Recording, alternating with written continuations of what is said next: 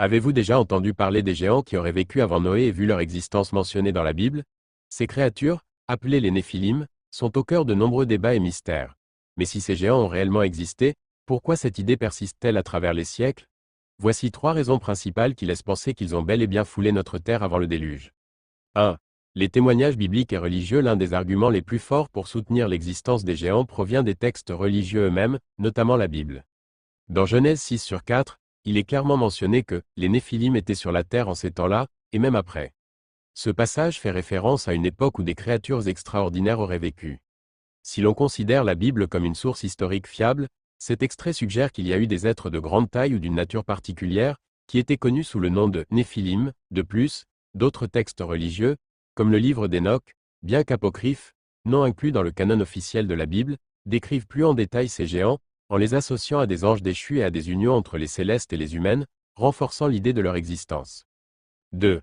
Les traditions mythologiques universelles. L'idée des géants n'est pas exclusive à la Bible, mais se retrouve dans de nombreuses mythologies anciennes à travers le monde. Par exemple, les titans dans la mythologie grecque, les jotun dans la mythologie nordique, et les géants dans de nombreuses cultures indigènes et africaines témoignent d'une croyance commune dans des êtres d'une taille exceptionnelle. Ces récits partagent souvent des thèmes similaires, des créatures puissantes, parfois en guerre contre les dieux ou les forces divines, représentant des entités qui sont soit des ancêtres mythologiques, soit des symboles de forces naturelles. La similarité de ces mythes à travers différentes cultures pourrait suggérer que l'idée de géants a une base ancienne et pourrait, selon certains, indiquer que ces créatures ont réellement existé à un moment donné dans l'histoire humaine. 3. Les restes archéologiques ambigus et les mythes des géants.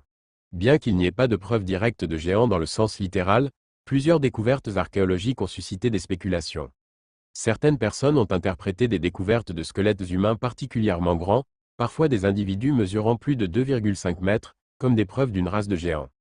Par exemple, des rapports d'ossements géants découverts dans des régions comme l'Amérique du Nord ont circulé, bien que ces découvertes soient souvent contestées ou expliquées par des erreurs d'identification.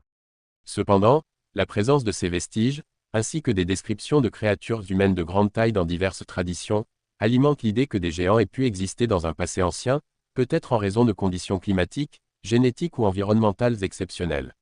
Enfin, nous restons bien que la question de l'existence des géants ne soit pas résolue de manière scientifique. Les croyances religieuses anciennes, les mythes universels et certaines découvertes archéologiques ambiguës sont des éléments qui nourrissent l'idée qu'ils ont existé.